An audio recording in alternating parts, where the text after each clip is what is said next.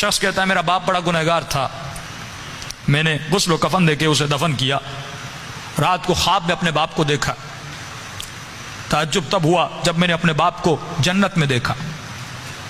میں نے کہا بابا آپ تو بڑے گنہگار تھے، آپ تو بڑے خطا کار تھے، آپ جنت میں کیا کر رہے ہیں؟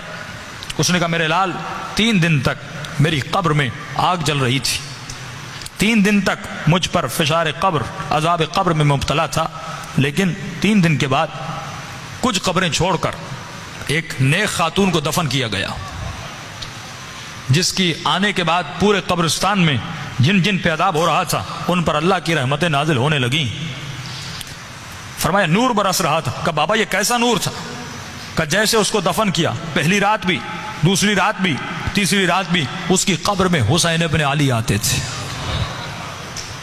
فرمایا جب اس خاتون نے میرے عذاب کو دیکھا، فرمایا اس کے دل میں رحم پیدا ہوا، اور جب امام حسین اس کی قبر میں آئے تو اس نے کہا مولا مجھ پر تو رحمتیں ہیں، لیکن یہ بھی آپ کا چاہنے والا ہے، اس کی قبر میں عذاب ہو رہا ہے، میں چاہتی ہوں میری خاطر آپ اس کی شفاعت کر دیں۔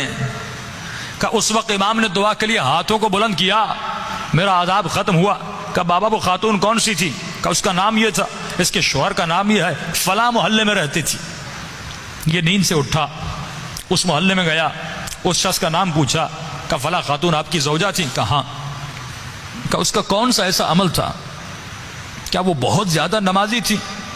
کہ نہیں، صرف واجبات پہ عمل کرتی تھی۔ کہ بہت زیادہ قرآن پڑھتی تھی؟ کہ نہیں، مختصر قرآن پڑھتی تھی۔ کہ کوئی ان کا خاص بہت زیادہ ذکر تھا؟ کہ نہیں، ایک عام سی زندگی گزارتی تھی لیکن اخلاق کی اچھی تھی۔ اس نے کہا اتنا پوچھ کیوں رہے ہو؟